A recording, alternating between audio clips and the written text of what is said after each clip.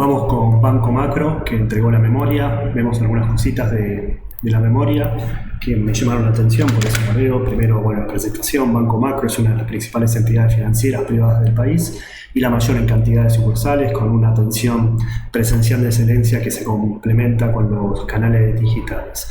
Eso de que es privada es relativo, ya que actúa como agente federal de 5 provincias, como Salta, Catamarca, Misiones, Jujuy y Tucumán. O sea, tiene una presencia estatal y importante, sobre todo para el pago del sueldo.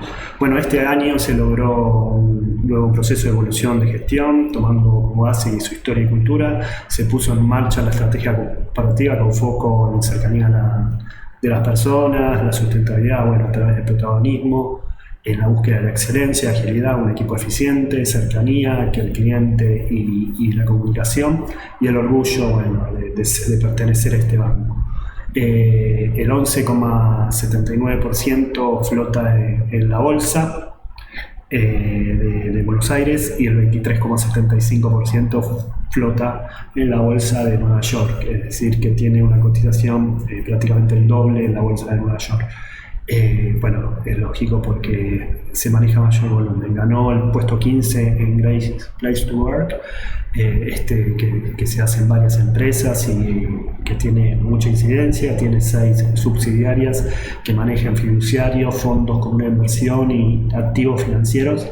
Le fue bastante bien, sobre todo a lo que es fiduciario y fondos y activos financieros, no a lo que es fintech, que ha tenido resultados negativos. Como todos los bancos, está en la transformación digital para la mejora de experiencia, y no solo eso, hacer la vida más fácil, aunque por experiencia personal lo digital no me está haciendo la vida más fácil, excepto el con banking, pero la comunicación con bot son muy limitadas todavía. Y lo que llamó la atención es la parte de dióxido de carbono, donde se emitieron más de 2 millones de dióxido de carbono que el año pasado, más de 2,6 toneladas que el año pasado.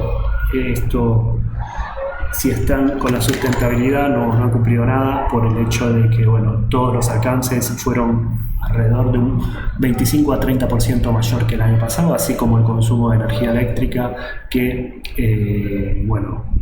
si bien proveniente de energía renovable fue el 20% solamente, el año pasado fue el 22%.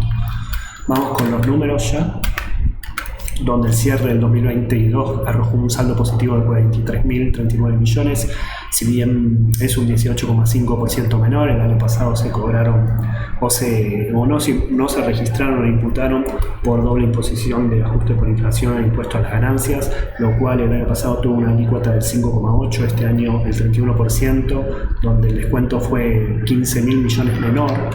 Entonces, si tomamos, a ver si lo tengo por acá, en la página 8 está el resultado total, los 15.000 millones de diferencia más o menos entre 1 a 1, 16.000, esto sería alrededor de un 7% mayor con ajustes por inflación inclusive.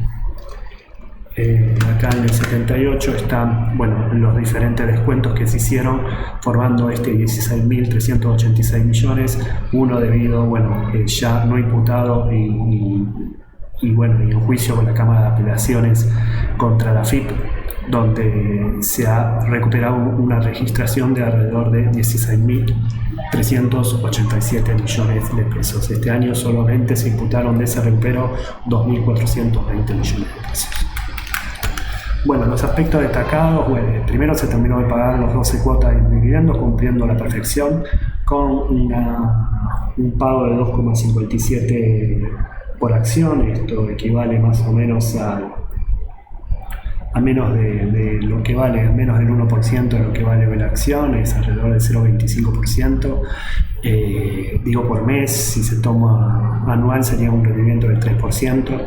El BCRA incrementó las tasas de interés del 70 al 72%. Esto da para los pases de un día hábil. No hay mucho uso de pases en esto, pero sí hay mucha como es en cartera, títulos públicos y león. Y otra cosa que hay que tener en cuenta después para las moratorias o las moras es la ley de emergencia agropecuaria. Todos los bancos tienen una pata agropecuaria en el caso de financiación, y ahora lo vamos a ver cómo es la cosa, ¿no?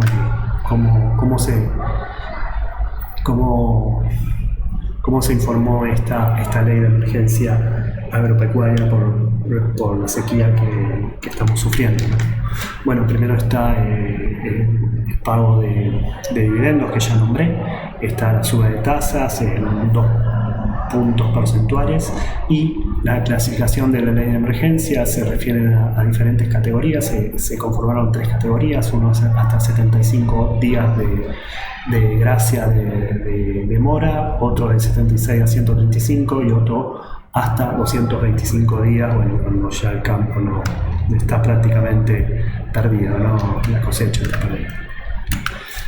Bueno, el margen de intermediación financiera es de 305,3 billones, tomo 1 billón como 1.000 millones de pesos, siendo una suba del 19 anual, 19,4. Los ingresos por intereses, que títulos públicos, el 56,8% del total, suman un 75,2% por mayor cartera de LELIQs. Personal, que es el 14,6, bajan un 4,7, y por tarjeta de crédito aumentan un 41,9. Egresos por intereses suben 67%, se destaca la suba del 65,1% en plazo fijo, que forma parte del 91,4% de los egresos por intereses, y las cuentas corrientes, que se han acumulado mucho, que es el 5%, suben 6 veces el ingreso por interés. Esto se debe a mayor mora en tarjetas de crédito. El margen de intermediación de comisiones da 67.989 millones y sube 4,3%. Esto es por mayor saldo en comisiones por obligación.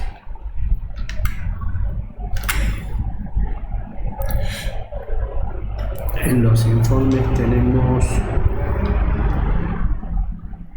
primero, bueno, el margen de intermediación. Vamos a los totales, si ya lo tenemos conformados: 60.000 millones de pesos mayor que el año pasado, y en lo que es en comisiones alrededor de 3.000 millones más que el año pasado. Yendo a los informes, hay títulos públicos que forma parte de más del 50 y pico % del total de estos 612.465 millones. Es lo que más crece. Después le sigue personales, que no crece, pero sí se aplana respecto al trimestre anterior, y lo que es ingresos por tarjeta de crédito aumenta alrededor de 12.000 millones, ¿no? Esto es, bueno, por la suba de tasas, principalmente en tarjeta de crédito. Y lo que es ingresos por intereses, la mayor parte está dado por plazo fijo, que aumenta alrededor de 167% anual. Una cosa más que dijimos de las LELIQ: el año pasado se ha acaparado 216.000 millones en LELIQ. Este año más del doble, 536.000 millones, o más de 536.000 millones, sumando alrededor de 320.000 millones más en cartera en LELIQ.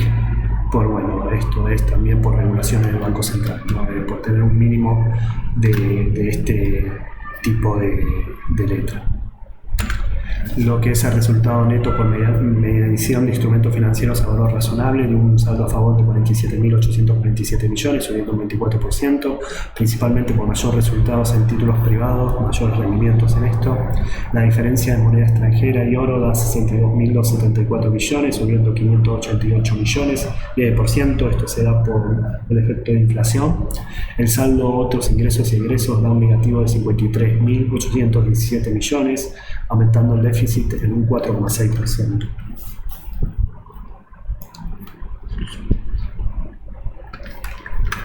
Bueno,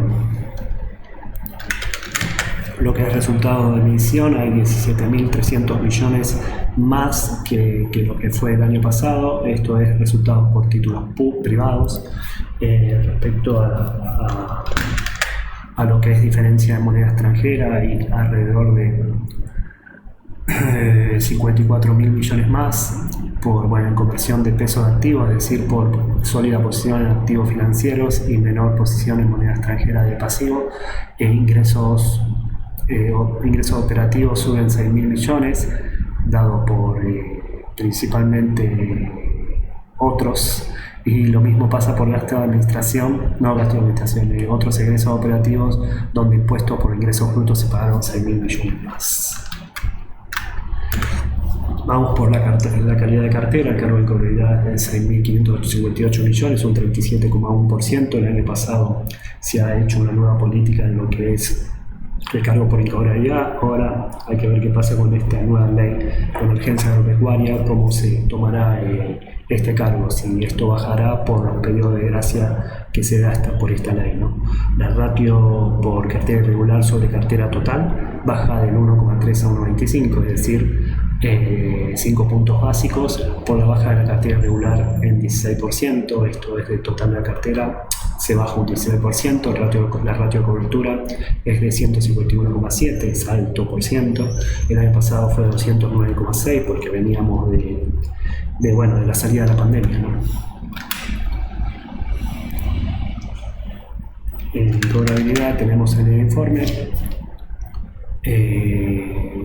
calidad de cartera. Acá, como dijimos, hay una cartera irregular que aumenta en lo que es comercial, pero baja bastante en lo que es consumo, un 27%. Aparte del consumo es más del doble de lo que es comercial, lo que hace que la cartera irregular baje un 16%, y lo que es la aplicación de la cartera irregular sobre cartera total baja un 4%.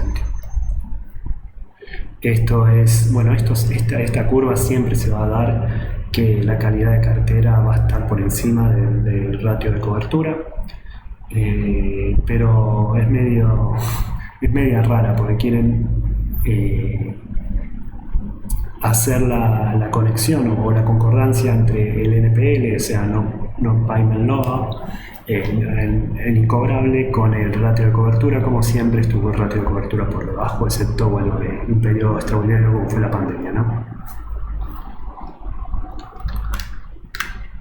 Vamos con los gastos de administración, que son 39.156 millones, similar al año pasado. Los beneficios del personal dieron 77.638 millones, subiendo un 1%. La ratio de eficiencia es muy buena, o sea, baja alrededor de 9 puntos respecto al año pasado. ¿Qué quiere decir? Como siempre, lo vuelvo a aclarar, gastos sobre el interés, los márgenes de interés financieros, es decir, gasto, si pesa más el gasto, esta ratio sube, ¿no? Por eso es muy buena noticia esta ratio, o es un buen indicador. La dotación es de 7.781 empleados, baja menos del 3%, un 2,8%, no está en tono de los otros bancos que bajan mucho más del 5%. En 467 también no está en tono porque los otros bancos cierran sucursales, este tiene una más que el año pasado.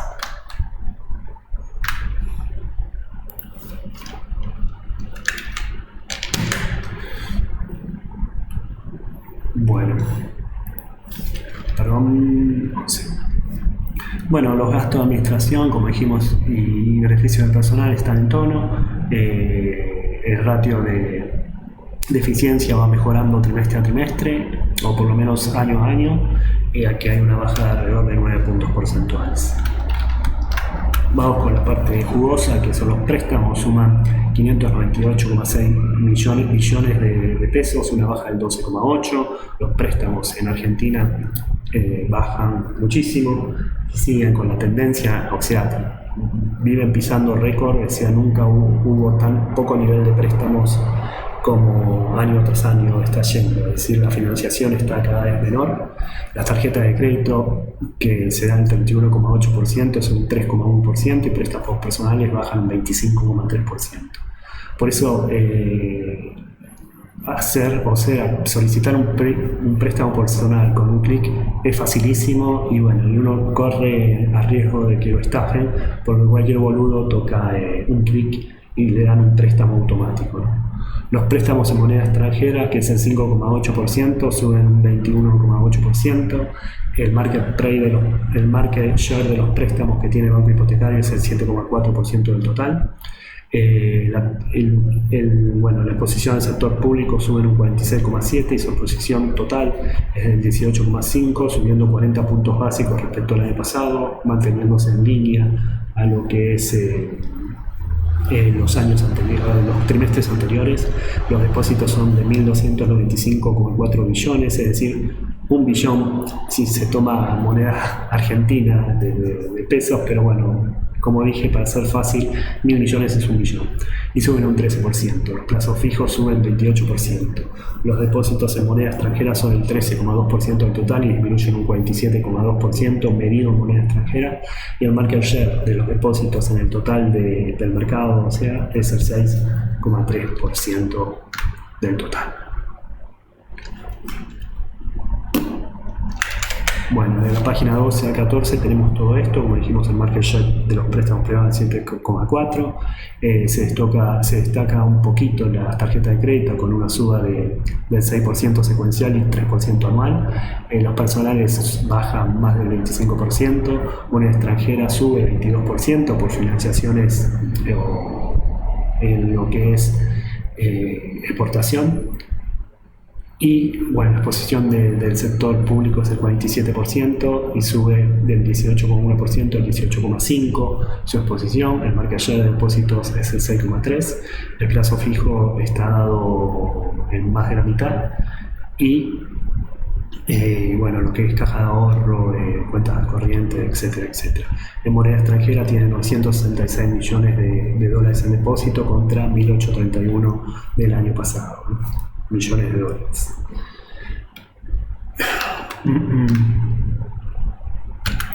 Bueno, ROE es el 9,7, el año pasado fue el 12,3, esto se da por resultados sobre patrimonio neto. El ROA es el 2,3, el año pasado fue el 2,8. El margen de interés neto está en un pico, el 26,3, esto se debe a la suba de tasas, aunque la tasa real es baja comparada con otros trimestres, está en un 3%, y la pasiva, al tener caja de ahorro y cuentas corrientes y licuar justamente lo que uno tiene en caja de ahorro por el día a día, ¿no? Y la inflación, pierde un 13%, ¿no? De nominal sobre la inflación. La ratio de capital da 40%, es decir, lo expuesto de capital o lo que está disponible de capital es lo que maneja Banco Macro porque tiene que pagar sueldos. Todo lo demás lo vamos a ver por debajo del 25-20%. El año pasado dio 36,1 este tier. La posición en moneda extranjera es de 1.322 millones, es un 27,6%. Esto es por títulos públicos de deuda privada, por tenencia, por decreto de la BCRA. Bueno, para empezar esto vamos a ver primero un recuento de todos estos informes, vamos a ver limpio. Primero, lo que decía el 3%, la tasa real, cómo bajó la tasa real al aumentar la tasa. Si bien está igual que el año pasado, pero fue del 16%, 15%, 18% y ahora baja. El NIM es la diferencia entre, se genera por año, de lo generado por activos. La tasa promedio es 63% contra el 46,7%, esto nos da 26,3%. El año pasado era un 23%. Ahora sí vamos al raconto de los gráficos que dije. 19, perdón. Bueno, los destacados. Acá tenemos resultados netos. Es el mejor resultado de los 4 trimestres. En lo que es el operativo, baja un 11% comparado del tercer trimestre al segundo trimestre. El ROE es el mejor de los 4 trimestres, a pesar de que está por debajo. Esto es por la baja alícuota del año pasado. El ROA también es el mejor trimestre de los 4. El margen de interés neto, esto por la suba de tasas, es mucho mayor que el año pasado y está en un pico. Los préstamos del sector, acá vemos que siguen bajos y tienden a eso. Los depósitos suben algo, aunque bajan secuencialmente. El ratio de capital, como dije, se ve alrededor del 40% como promedio, más este año. La calidad de cartera se mantiene entre 1,26 y 1,27. Esto es la composición. Bueno, si es LELIQ, la LELIQ, como vemos, tiene la mayor parte de la composición de lo que es el activo. La exposición al sector público tiene un pico de 17,8 y un promedio de 18 y pico. Está en el promedio. Los préstamos se mantienen en el 13% del total de los préstamos totales. Y bueno, la banca de individuos digitales sigue subiendo. Hoy día son 4.561.000, subiendo alrededor de 240.000 clientes nuevos, ¿no? Y para terminar la posición en moneda extranjera, tenemos que, bueno, por títulos de deuda a valor razonable, esto por decreto de la BCRA, hace que aumente un 98% respecto al año anterior. Bueno, se discutió en la próxima asamblea la propuesta de dividendos. Parecía que hacía mucho calor cuando vieron los resultados de este ejercicio, por lo cual todavía no dieron fecha. La asamblea supuestamente será a fines de abril, principio de mayo, como hacen siempre.